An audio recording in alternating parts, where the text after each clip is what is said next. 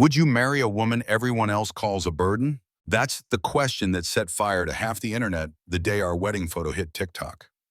I wasn't in a cathedral or draped in designer lace. I stood in a field of dry grass, barefoot, wearing a thrifted dress 2 sizes too tight, my arms outstretched and cheeks flushed with the kind of laughter they hadn't seen from me in years. And beside me, hat tilted, shirt open at the collar, a scar across one brow, was the man who had just married me like I was the prize of the century. The comments were ruthless. Bet she paid him. Does he know he can't return her? Love must be blind and desperate. They said it like I wasn't real, like I didn't read every word at 2:13 a.m., sitting at the foot of our bed with my fingers trembling and my chest tight enough to snap bone. They said it like this man beside me wasn't real either, like he couldn't possibly have chosen me. A woman who had been told her entire life that she was too loud, too soft, too heavy, too much. But I was real. He was real. And Deadwind Ridge, this desert town where nothing changes and everyone talks, was about to see what happened when a girl they once pitied became the storm they couldn't silence. Because when the world decided I was too big for love, they forgot one thing. Love doesn't ask for permission. And sometimes it wears boots and breaks every damn rule just to stand beside you. So if you're reading this thinking you know how the story ends, think again. This isn't a love story that fits your frame. It's the one that tore the frame apart. They started calling me too much by the time I was 10. Too much belly, too much appetite, too much space in the back seat when my cousins and I rode together down the dusty gravel of Desert Line Road. Too much when I laughed at full volume during church potlucks, too much sweat in gym class, too many XLs stitched onto my shirt tags, too many excuses for why no boy ever asked me to the junior prom. I used to think it was just how things were. Some girls were pretty, some girls were loud, and some girls were, well, me. Scarlett Monroe, big-boned, big-voiced, big-hearted, but never the girl you take home to mama, at least not in Deadwind Ridge. Our town wasn't big. Blink on the highway and you'd miss it. We had a diner that closed too early, a bar that stayed open too late, and a church where folks confessed more about each other than to God. People here didn't change. They didn't question. They didn't forgive. And they sure as hell didn't let a girl like me forget what I look like. Every Friday, Mom dragged me into Lindy's dress stop to try on clothes she swore would shape me better, as if tucking in my waist would make the world love me more. Lindy, the store owner, never hid her smirks. She'd hand me a floral print sack and say, "Maybe this one will flatter you. Try turning sideways when you come out." At school, things were worse. They called me Piglet, Roadblock, Baby Beluga. One time, a boy named Mason flicked pudding onto my skirt and said I should eat it off myself like dessert. I went home crying, mascara bleeding like war paint, and my mom told me, "Smile through it. Boys tease what they like." But no boy ever liked me enough to sit beside me at lunch. I learned to shrink myself without losing volume. That's a strange thing to say, I know, but it's real. I'd pull my shoulders in, cross my arms, avoid eye contact. But inside I was a wild, crackling thing. I read books with heroines who tamed beasts and loved like fire. I wrote poetry under the covers and whispered dreams into my pillow like they were secrets I'd never say aloud. Still, dreams don't grow well in hard soil, and Deadwind Ridge was dry, sun-scorched dirt. I got my first job at 19 as a clerk at Myra's Feed and Supply. Every day I stocked bags of horse feed and smiled at ranchers who pretended not to see me. One summer, a guy named Dean, bronzed, boot-wearing, always flirting, came in asking for twine. I handed it to him and made some dumb joke about tying up trouble. He gave me this crooked grin and said, "Don't tempt me, sweetheart." That night, I told myself he meant it. The next day, I heard him laughing with his buddies, saying, "Scarlett thinks I'd rope her? Hell, I'd need a winch." I didn't cry that time. I just went home and ate 3 peanut butter sandwiches, each one a fistful of silence in my mouth. My mama started hinting at diets when I turned 21. "Just try keto," she said. "Or that intermittent one. You don't even have to stop eating. Just stop eating all the time." She didn't mean it cruelly. She meant it like everyone else did, like love was something I'd have to earn by erasing myself. So I tried. I drank lemon juice and cayenne pepper. I ran on a treadmill until my knees screamed. I took pills that made my heart beat like a hunted animal. I lost 16 pounds, then gained 25. The stares didn't stop. Neither did the silence. Dating apps, please.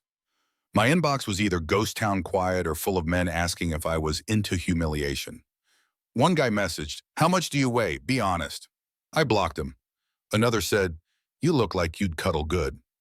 I told him I wasn't a mattress. But some part of me still hoped. Hope is funny like that. It doesn't need a reason. It just clings, like sweat on your back in August. And then there was the video. I had gone to the market for strawberries. Just a quiet Sunday. No makeup, hair in a bun, oversized t-shirt I'd cut the sleeves off of. I stood by a fruit stand, reached up to grab a basket from the top shelf, and it slipped. I laughed and caught it just in time. Someone filmed it. Some teenager hiding behind the beans. He posted it with the caption, "When the fruit fights back," overlaid it with pig squeals.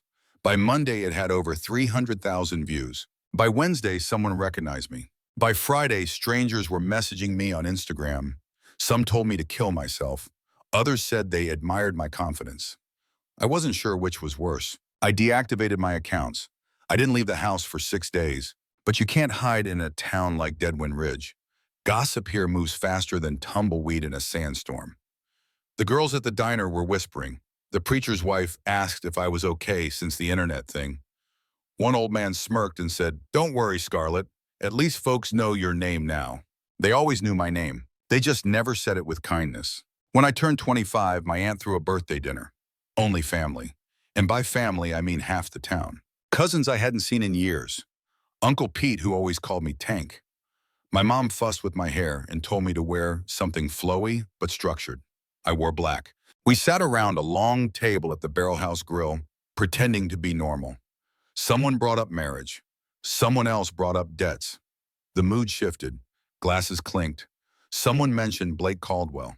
That's when everything began to twist. I'd heard the name before. A cowboy out on the northern ranch lines. Never married. Rumors of fights in Arizona. A stint in jail. A dead fiancé.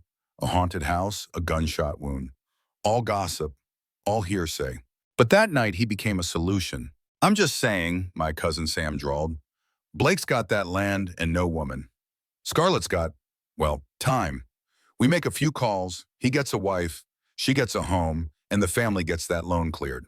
Everyone laughed, even my mother, even me for half a second, until I realized no one was joking. I was being auctioned off, not with a paddle or a stage, with glances, with silence, with debt as the auctioneer. That night, when I got home, I stared at myself in the mirror, turned sideways, stared harder, tugged at my stomach, sucked it in, let it go. I didn't cry. I just whispered to the reflection, "Guess they finally found a use for you." By morning, the arrangements had begun, and I, Scarlett Monroe, the girl too much for anyone, was being married off to a stranger in boots, a cowboy with a scar, a man who hadn't said a single word to me yet. But apparently none were needed, because in Deadwind Ridge, a girl like me didn't need to say yes. She just needed to show up. They didn't even ask if I wanted to meet him first. There was no courtship, no slow conversation over coffee, no nervous texts that turned into late-night calls. Just a truck engine rumbling up our driveway one morning and my mother rushing out with a casserole like she was welcoming royalty. I was still in my robe, hair wet, when I looked out the kitchen window and saw the man who apparently had agreed to take me. He didn't even get out, just rolled the window down, nodded, said, "I'll be back Sunday," then drove off. Sunday, as in 5 days from then, as in the day I'd be his wife. I stood there clutching the hem of my robe like it was the last thing tethering me to sanity and whispered, "Is this really happening?" Mama turned to me beaming. "That's Blake Caldwell. You remember me telling you about him? Owns that land north of Dry Cactus Ridge. Real respectable. Keeps to himself. Good worker. And he don't ask much." Doesn't ask much. That was the whole pitch. Apparently, I was the kind of woman you gave away like leftover pie at the end of Thanksgiving dinner. The kind you pawned off to make room in the fridge. And what did I get in return? A roof, maybe a horse, maybe silence that didn't sting quite as bad as the laughter. I tried to protest once, just once. "What if I don't want to marry him?" I asked my mother that night, my voice shaking under the weight of 25 years of swallowing my opinions. She didn't even look at me. "Scarlett," she said, folding laundry like she was folding the conversation closed, "you've had your whole life to find someone on your own. Hasn't worked, has it? That was her version of tough love, of reality. And somewhere inside me, I hated that she was right. The night before the wedding, I stood in front of the mirror in my childhood bedroom. Same pink walls, same shelves of untouched yearbooks and dusty trophies from spelling bees no one came to. I wore the dress they picked out for me, a soft yellow thing that clung in all the wrong places and made me feel like a banana left too long on the counter. I pinched my waist, tugged at the fabric, tried to imagine myself beautiful. Failed. Smile, Mama said, stepping into the room with her phone out. Let me get a picture for Aunt Luann. Click. Try not to look so sad, baby. You're getting married. To a man I've never spoken to, in a dress I didn't choose, for a debt that isn't mine. The ceremony was planned at the old First Baptist Chapel on the edge of town. Not because it was holy, but because it was free and dusty and far enough from town center that not too many people would be tempted to show up just to gawk. Didn't work. By noon on Sunday, the parking lot was full of trucks and whispers. She's marrying Blake Caldwell? Guess even outlaws get desperate. Wonder what size that dress really is. I walked down the aisle alone. No bouquet, no music, just the sound of my own heartbeat pounding like thunder behind my ribs. Blake stood at the altar wearing a clean shirt and dark jeans. He didn't smile, didn't frown either, just looked at me like I was a fence post. Something necessary but not remarkable. The preacher asked the usual questions. I said yes because I didn't know what else to say. Blake said yes because, I don't know. Maybe because he wanted the land deal my uncle arranged. Maybe because he was lonely. Maybe because he thought silence was enough of a reason to marry someone like me. When the preacher said, "You may kiss the bride," Blake tipped his hat, nodded politely, and offered his hand instead. I shook it like a business deal. Then he turned to leave. No reception, no cake, no dancing. Just me in a wrinkled yellow dress, standing at the edge of a new life I didn't choose. And the worst part? The phone cameras. At least 5 girls from town recorded the whole thing. I saw them in the back row holding up their phones like it was a freak show. By evening, the video hit TikTok. The caption read, "When you marry a cow for the land rights, had Deadwind drama, shout out Bridezilla." It hit 800,000 views in 2 days. The comments? Harsher than before. She got married? Damn, miracles happen. He must be blind or broke or both. Is this a prank show? I deleted every app on my phone, but it didn't stop there. People made memes. Someone edited a photo of me in my wedding dress with a tractor behind me. Another video added oinking sounds over my vows. And no one, not my mother, not Blake, not a single soul told them to stop. Instead, Mama said, "At least they're talking about you now. That's better than being invisible." No, it wasn't. Not like this. Blake didn't speak much the first week. He showed me the guest room in his ranch house, gave me a list of things to clean, and spent his days fixing fences or riding out to check the cattle. He didn't touch me, didn't ask about me, didn't insult me either. Just existed beside me. Like I was a boarder, a housekeeper, a name on a deed. He made coffee every morning at 5:30 a.m., left a cup on the table without a word, then disappeared. Every evening he ate in silence, watching the news or scrolling on his cracked phone. He didn't mention the wedding video, didn't mention the laughter, didn't mention me. And every night, I lay awake in a twin bed wondering if this was all I was meant for. A placeholder, a repayment, a body he didn't have to love, just tolerate. I started keeping a journal, not because I wanted to write down my pain, but because I needed to remind myself I was still thinking, still real, still here. Day 3, I wrote, I am not invisible. I am not a joke. I am not a debt. Day 5, he doesn't look at me. Maybe that's a gift. Day 7, if I left, would anyone notice? Would anyone stop me? I didn't leave, not because I wanted to stay, but because where would I go? Back to a family that traded me for silence? Back to a town that watched me fall and laughed louder? No, if this was the life they gave me, I would at least survive it. I didn't need anyone's approval. I just needed to stop needing theirs. And so I made a decision. I would learn this land, learn this house, learn this man, not because I wanted to belong to him, but because I wanted to belong to myself again. Even if I had to do it in silence, even if I had to do it alone.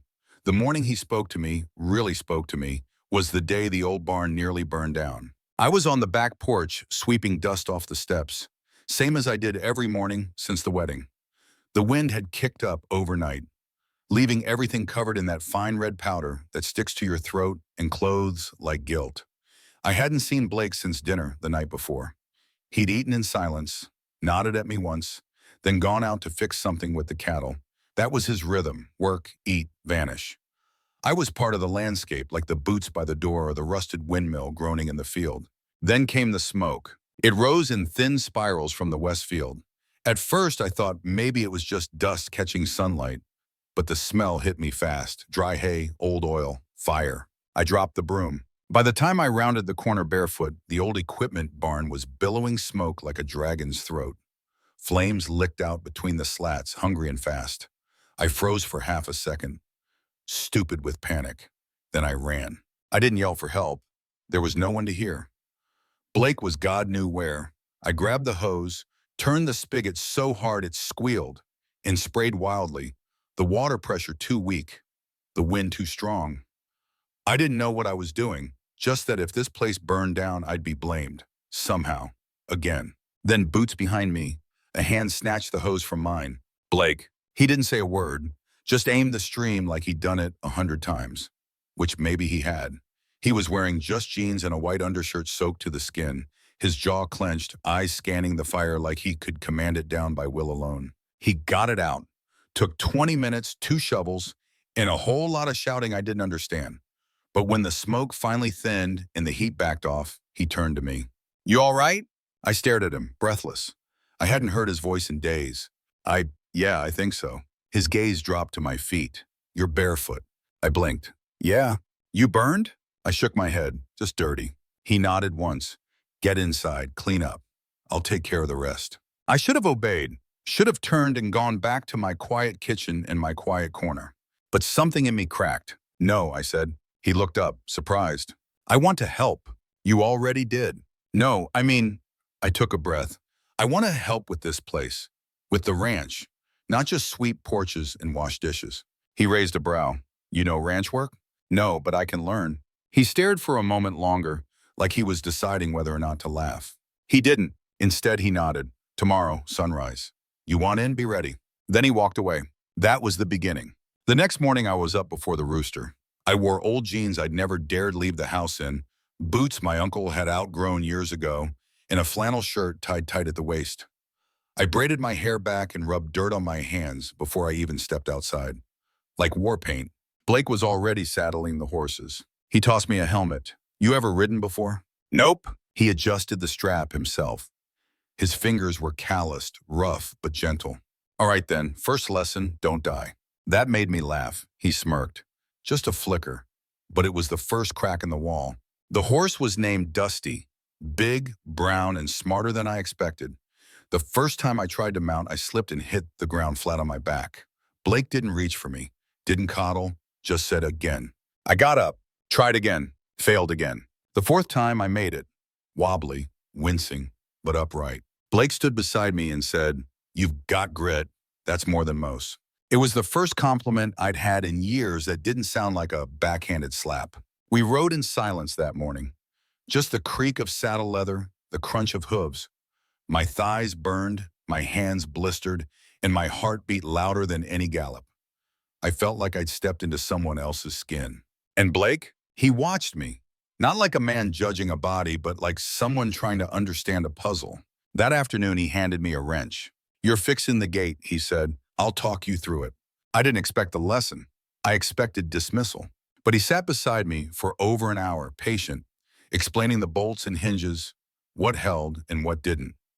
When I finally got the latch to line up right, he said, "See, you're not useless." It wasn't poetic, it wasn't sweet, but it meant the world. We fell into a rhythm, mornings on horseback, afternoons fixing things, evenings sorting feed or mending fences. He never asked me to cook. Never handed me a mop. He gave me gloves, tools, tasks, respect. And for the first time, I felt capable, not tolerated. Seen, people in town started noticing. At the feed store, the cashier said, "Blake's got you out there working now? Poor horse." I smiled. "Poor you. You still bagging hay while I ride like a damn outlaw." He didn't know how to respond. Online, the TikToks didn't stop, but something shifted. Someone caught a video of me roping a calf. It wasn't graceful. I tripped and landed in the mud, but I laughed. Full-bellied, unapologetic. The clip went viral again, but this time people commented, "She's kinda badass. Why does this make me want to move to a ranch?" She's doing more before noon than I do in a week. The tone changed, not completely, not all at once, but people weren't laughing at me anymore. Some were just watching. One night after a long day of hurting, Blake and I sat on the porch sipping iced tea. The sky was orange, the kind of color you only get in desert towns like this. He hadn't said much all day, but then he looked over at me. "You ever wonder why I said yes?" he asked. I blinked. The question came out of nowhere, but it was the one I buried every night since the wedding. "Yeah," I said, "all the time." He nodded slow, then stared out at the fields. "My mom was big," he said. "Not just weight, she was loud, fierce, took no shit from anyone. Folks hated her for it." "What happened to her?" "Cancer. Fast one. Took her in 8 weeks. I was 17. I didn't speak. He continued. "After her, I didn't have much left. Just land, work, silence. And when your family called, I figured, hell, why not? A woman with a voice, with fire. Maybe it's what I needed." "But I wasn't fire," I whispered. "Not then." He looked at me. "You are now." That was the first time I cried in front of him. He didn't say anything more, just reached over and took my hand. Not like a stranger, not like a debt, like a man who'd just seen something rare and wanted to hold on to it. That night, I didn't sleep in the guest room. I didn't sleep at all. I lay awake beside him, listening to his breath, feeling the warmth of his skin against mine, wondering how it was possible to feel so full after so long feeling empty. And I knew for the first time that this wasn't a transaction. This was the start of something real. Not perfect, but real. And real, I was learning, learning was better than any fairy tale. The video of me roping that calf reached 1.7 million views in less than 48 hours. It wasn't even meant to be posted. Blake had filmed it on his old phone, more amused than impressed, when I'd tripped face first into the mud while trying to loop my rope. I'd burst into a laughing fit, too covered in brown sludge to care. He'd chuckled from the fence and said, "You look like war, painting gone wrong." But later that night, without a word, he uploaded the clip. No fancy caption, just, "My wife's first try. Bet she gets the second one." He didn't ask me if it was okay. And honestly, I would have said no if he had, because I knew what the internet did to women like me, especially ones who dared laugh without shame. I found out about the views from one of the ranch hands the next morning. A tall kid named Zeke who spent more time on TikTok than he did on fences. He was grinning like an idiot when he showed me. "Miss Scarlett," he said, holding up his phone, "you're famous." My stomach dropped. At first, I expected the usual. Comments like the ones from the wedding clip. "She's about to crush that horse. Someone hose her down. That rope's gonna snap trying to hold her." But this time, some of it was different. There were jokes, sure, always are. But among the cruelty was something new. Admiration. She didn't quit. Respect. "She's realer than half of y'all out here faking ranch life in matching outfits." She fell, laughed, got back up. Queen behavior. I didn't know how to feel. Praise, when it comes after a lifetime of mockery, feels like a trick. Like someone's waiting to slap you when you smile back. So I didn't smile. Not yet. Instead, I spent the day out in the north pasture, avoiding the house, the phone, the signal. But when I got back at dusk, there was another surprise waiting. A second video. Blake had filmed me again. This time, during a moment I hadn't even realized he'd been watching. I was feeding one of the newborn calves, talking to it softly, my hair a mess, face sweaty and sunburnt. The camera caught me whispering, "You're stronger than you look, little one. Don't let anyone tell you different." The caption? "That goes for you too," hacked my wife. That one hit 2 million in 24 hours. This time, the comments poured in from women. "She's gorgeous. That laugh is medicine. I needed this today. I needed her. I want to be loved like that. But mostly, I want to love myself like she does." I read those words with trembling fingers, then slammed the phone down and cried. Not because I was sad, because I was terrified. People had hated me for years, that I understood. I'd built armor for it. But kindness, attention, the idea that maybe, just maybe, I was inspiring. I didn't know what to do with that. Blake found me curled up on the back porch swing, arms around my knees, phone face down beside me. He didn't ask what was wrong. He just sat down, cracked open a beer, and said, "They'll talk either way. Might as well give them something worth talking about." I looked at him, really looked. He wasn't just enduring me anymore. He was proud. And that scared me more than the laughter ever did. But the world doesn't change overnight. The mockery never vanished. Some folks in town doubled down. At the hardware store, one man snorted when I walked in. Careful, she might live stream this. Make sure your belly's not in frame. At the diner, two women whispered loud enough for me to hear, TikTok cowgirl thinking she's famous. Still a joke, just with followers now. At the church, God help me, the pastor's wife pulled me aside and said, you might want to be mindful of modesty. All this attention. Men might think you're looking. I smiled, a tight-lipped, fire in my blood kind of smile, and said, good, let them look. I wasn't dressing different.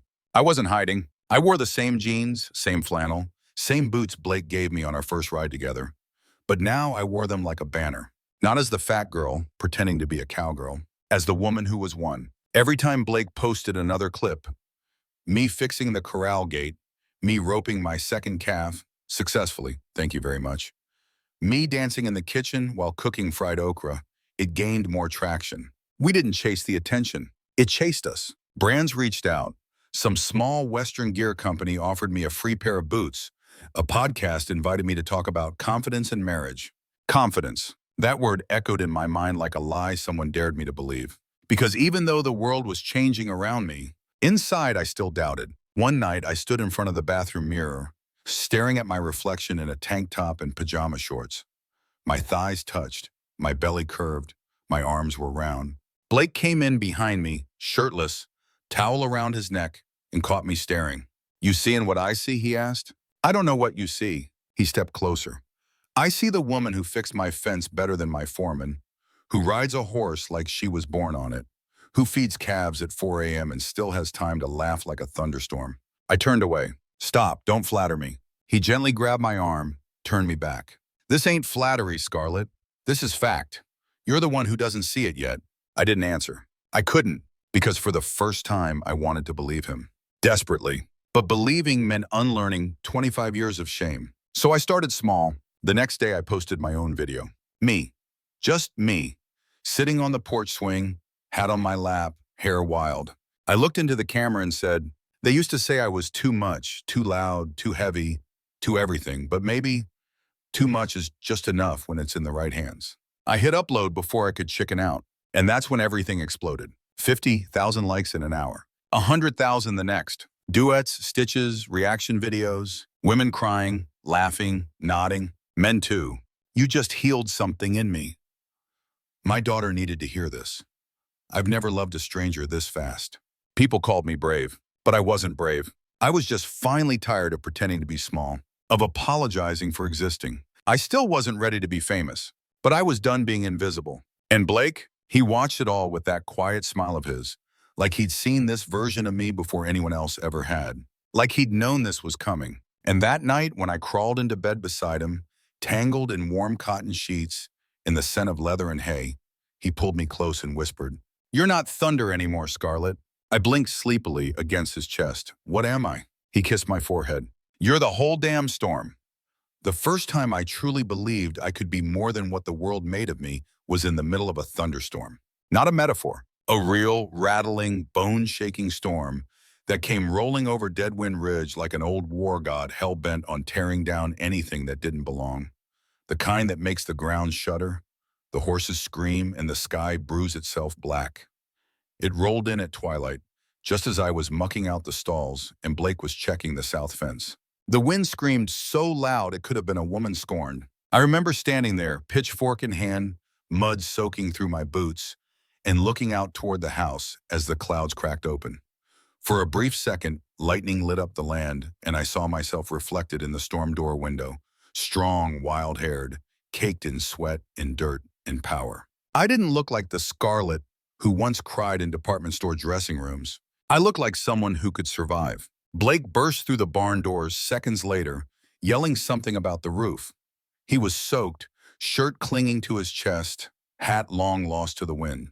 "We gotta tarp the west end, rain's getting in." He didn't tell me to stay back. Didn't treat me like a girl. He tossed me the tarp, and we climbed the ladder together, fighting wind that threatened to toss us off like rag dolls. At one point, I lost my grip and slid down the metal roof, nails scraping for purchase. Blake caught my arm just in time. He didn't yell. He didn't panic. He just pulled me back with one arm and said, "You good?" I laughed, soaked, breathless, half dangling off the roof. I laughed like someone who wasn't afraid anymore. "I'm good," I said. The next morning, after the storm passed and we surveyed the damage, something shifted between us. He looked at me like I was his equal. And God help me, I started to look at myself the same way.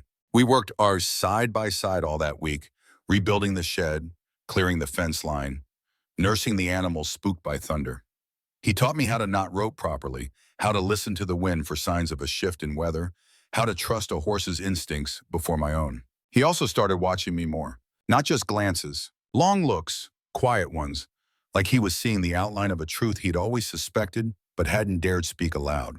And when he looked, he didn't flinch. Not from my curves, my stretch marks, my unfiltered mouth, or my stubborn pride. He looked like a man discovering something sacred. One afternoon, I caught him staring while I fixed a busted latch on the chicken coop.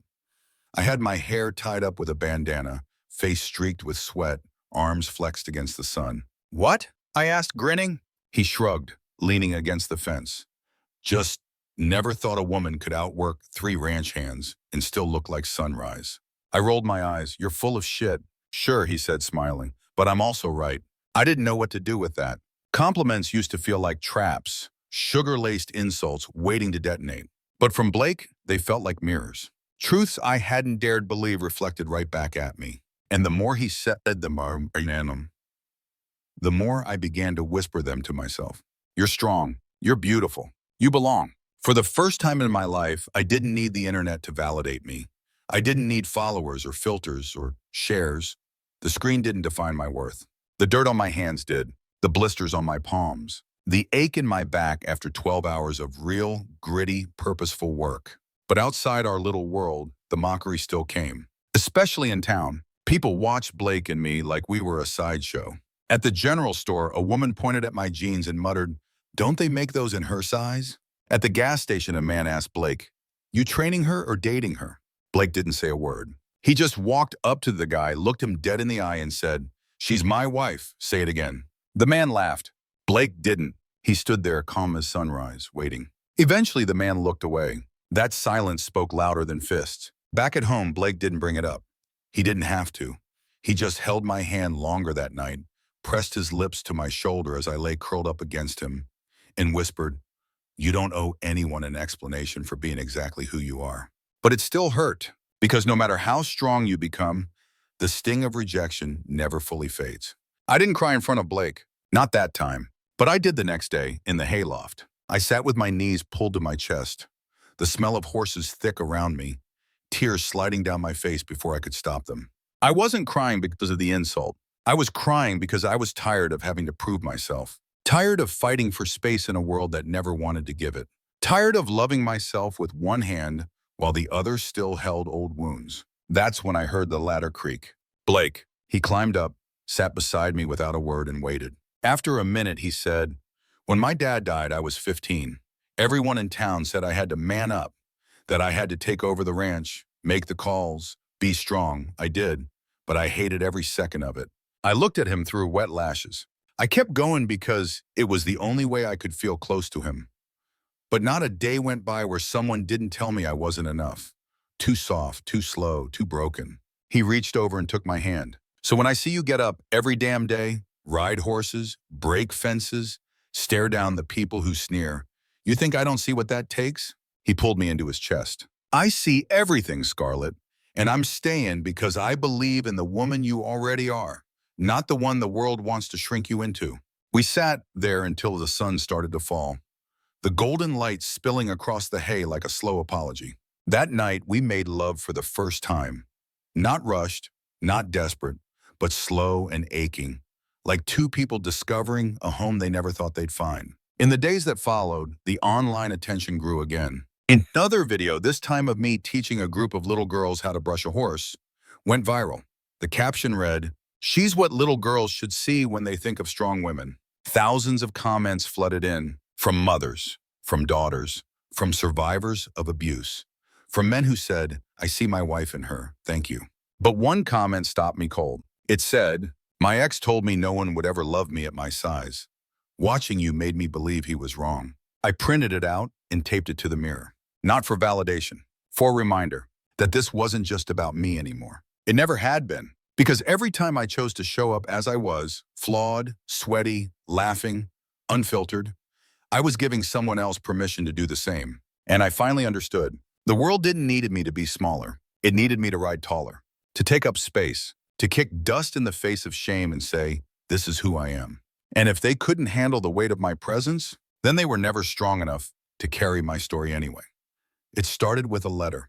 Plain white envelope, no return address, just our names scrawled across the front in thick, impatient ink.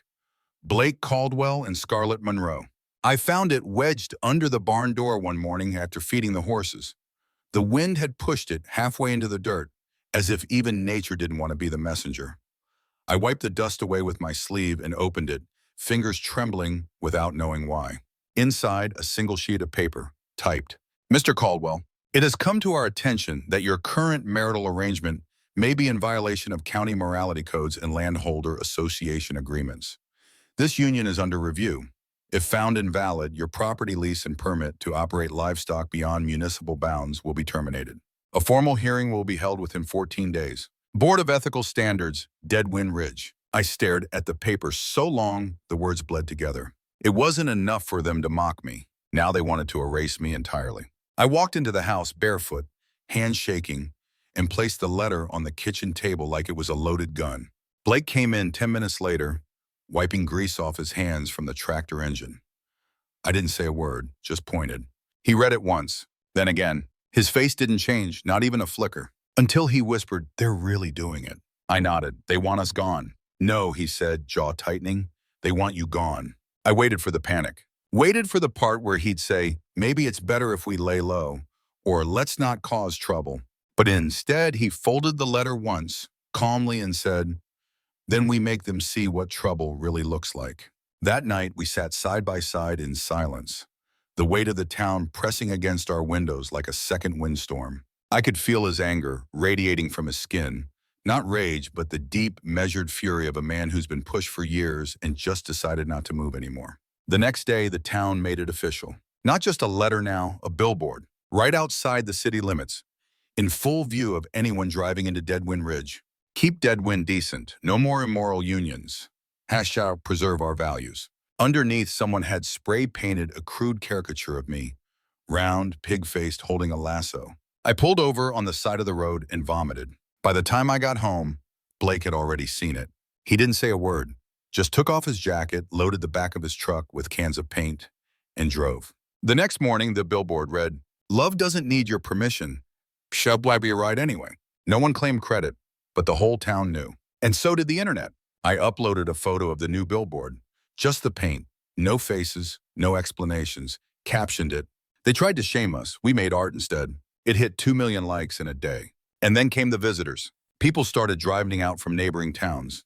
Women with teenage daughters, men with wide eyes and nervous smiles. A queer couple from Albuquerque who brought us homemade jam and said, you don't know what this means to us. Some folks just came to see the house. Some came to see me, to see if I was real, to see if love like this could actually survive out here. But Deadwind Ridge didn't love the attention, and it sure didn't love the truth. 2 nights later, our mailbox was smashed with a baseball bat. Someone left a note in its place. Get out before you ruin the rest of us. Blake stood on the porch with his rifle for 3 straight nights. I told him he didn't have to protect me like that. He said, I'm not protecting you, I'm protecting us. Then the final blow came. A court summons. They weren't just trying to evict us now.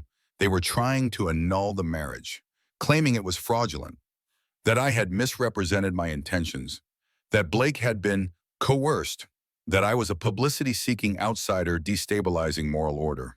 The words sliced me open. But what gutted me the most was this. They called me a threat. To the land, to the family name, to the future of their children. All because I stood tall in a body they refused to accept, beside a man they didn't think I deserved. Blake read the summons once. Then he turned to me and said, we fight. I blinked. Blake, they'll ruin you. Let them try. I'm not asking you to lose everything for me. You're not asking, I'm choosing. And then he did the unthinkable. He drove into town, marched into the county clerk's office, and stood in front of every camera, every whispering mouth, and said, if you think my wife is the problem, maybe look at the mirror. She's not tearing this town apart. Your hate is. The clip went viral before the sun even set. He came home bruised. Someone had spit on him, shoved him in the parking lot, but he was smiling. That night, I couldn't sleep. Not from fear, but because I'd finally run out of places to hide. No more silence. No more shrinking. So the next morning, I put on my boots, tied my hair back, and drove myself into town. I walked into the church, the one that had ignored me, mocked me, rejected me, and stood before a full congregation. Some gasped when they saw me. Some smirked, but I cleared my throat and said, "You've called me names, laughed at my body, tried to chase me out. You say I don't belong, but I've worked harder in the last 6 months than most of you have in a lifetime. I've pulled calves, rebuilt fences, cleared land. I've loved a man with more grace and fire than any of you dared show me. And still, I'm not asking to be accepted. I'm telling you I'm not leaving. This town doesn't own me. And if love like mine is what you fear, then maybe it's your values that need changing." Silence, then a single clap, then another. Then slowly the room erupted, not into cheers, but into a different kind of silence. A silence that felt surrendered. The day of the hearing, the courthouse steps were flooded, not with protesters, with supporters, people holding signs, "Love is a right. We ride with Scarlett. Too much? No, just right." Even some of the council members looked ashamed. They ruled in our favor, unanimously. Our marriage stood. Our land remained ours. And Deadwind Ridge? It would never be the same again. That night, Blake took my hand in the kitchen and said, "You didn't just stay. You stood."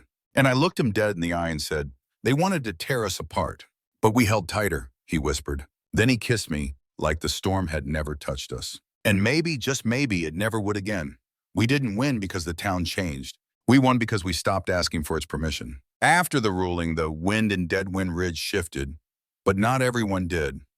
Some folks nodded at us now, tight-lipped and hollow-eyed. Others crossed the street. The pastor still never made eye contact. The women who used to whisper behind my back now pretended I didn't exist at all. And honestly, that was fine, because I wasn't living for them anymore. We spent the weeks after the hearing fixing fences and fixing each other. The barn still needed new beams. The chickens still got out. Blake still tracked mud across the kitchen tile and claimed it gave the floor character. But something fundamental in me had shifted. I used to walk with my eyes down, always aware of the space I took up. At the grocery store, in church pews, on sidewalks, I'd hold my breath to shrink, to fold into a version of myself that made people more comfortable.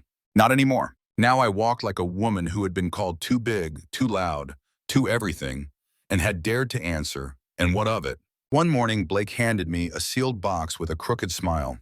"What's this?" "Open it." Inside, a pair of custom boots. Deep mahogany leather with silver stitching in the shape of a wildflower. On the heel, my initials, SMC. "For you," he said, "for the woman who made the ground shake without ever lifting her voice." I nearly cried, not because of the boots, but because of what they meant. They were mine, not borrowed, not a hand-me-down, not something someone else thought would flatter me. They were made for my feet, my stride, my story. Later that week, I wore them to the fall festival. It was our first time back in the town for anything social since the billboard war. I half expected torches. Instead, I got stares, lots of them, but I kept my chin high, one hand on Blake's, the other holding a tray of my mother's cornbread muffins. Yes, I'd baked, and yes, they were damn good. A little girl, maybe 9 or 10, came up to me near the cider stand. She had wide eyes and thick glasses, a flannel shirt a size too big, and she kept twisting the hem like it was a lifeline. "Are you Scarlett?" she asked. I knelt down. "I am." "My mom said you were the reason she started smiling again." I blinked. "She did?" She said you made her believe she could be loved without disappearing first." I couldn't speak, so I hugged her. And when I stood, the mother was there too, tears in her eyes, a silent nod between us, like a torch passed hand to hand. That night, I knew it was time. Time to tell the full story. Not just the videos, not just the clips, but everything. So I started a series online called Ridge Woman, 7 parts, each one about a different stage of the fight. The marriage, the shame, the fire, the stand. I told it all, with my voice, my face, no edits, no filters. People called it brave. I called it truth. By the end of the month, we had over 1 million followers across platforms. People from Germany, Kenya, Brazil, Kansas. They sent messages like letters through a digital ocean. One woman wrote, "My husband left me after I gained 80 pounds post-cancer. I thought I was unlovable. Then I saw you. I just signed up for horseback lessons." Another, "You helped me come out, not just as queer, but as worthy. Thank you." Blake and I sat on the porch every night, reading them aloud, laughing, crying, cheering for strangers we'd never meet. I started selling Ridge woman merch, not shapewear, not slimming, anything. Shirts that said, "This body builds fences. I'm too much, and that's the point. You call it heavy, I call it mine." Orders poured in, but it wasn't about money. It was about claiming space. Then came the talk shows, the sponsorship offers. One morning, Good Morning America called. They wanted us in New York. Blake nearly choked on his coffee. "You want me in a suit on live television? You can wear jeans." He grumbled, but his eyes twinkled. We went, sat under bright studio lights while people clapped just for walking in. It was surreal. A year ago, I was crying in a dress I didn't choose, married off like cattle. Now I was here, holding my cowboy's hand, telling the world that love doesn't have a weight limit. The interviewer asked, "What would you say to someone who still believes you don't look the part of a happy ending?" I smiled. "I'd say happy endings aren't about appearance. They're about arrival. And baby, I arrived with mud on my boots, fire in my belly, and a man who didn't just choose me. He stood with me." The audience roared. But what mattered most was what happened after. Back in Deadwind Ridge, the tide kept turning. One by one, women started showing up at our ranch for weekend retreats. They came from everywhere, big cities, small towns, all shapes and shades and stories. They came to ride, to work, to learn how to rope and sweat and grow blisters on their hands and pride in their chests. They came to become, we called it the Ridge Women Collective. Blake built extra stalls for the horses. I cleared out the barn loft for a makeshift bunkhouse. By spring, we had over 200 women on the wait list. It wasn't just a movement. It was a reclamation. And through it all, I held on to one truth. I was never too much. They were just never enough to hold me. One evening, sitting on the porch as the sun melted into the hills, I turned to Blake and said, "Do you regret it?" "Regret what?" "Taking me in when the town said not to." He didn't even blink. "No, I regret not finding you sooner." I swallowed the lump in my throat. Even with everything they did, the hearings, the threats. He looked at me, slow and steady. "They tried to tear us down. You built something bigger." We sat in silence after that. Just the wind, the creak of the swing, and the hum of a world that had finally learned to listen. And I realized, love didn't weigh me down. Shame did. Doubt did. Trying to fit in a world never made for me did. But love? Love made me rise. And so to you, whoever you are, wherever you sit reading this. If they've told you you're too much, too big, too loud, too soft, too complicated, remember this. You're not too much. You're just too real for people who've only known fragments. So take up space, wear the boots, ride the damn horse, kiss the man, say the thing, live wide. And if your story doesn't fit in their frame, burn the frame. Because love doesn't follow standards. It breaks them. Love doesn't shrink. It expands. Love doesn't weigh you down. It lifts. So if you felt something, if you saw even a sliver of yourself in my words, don't scroll past. Leave a comment. Tag someone who needs this. Share it. Say it loud. I'm not too much. I'm just right. And baby, that's enough to ride into forever.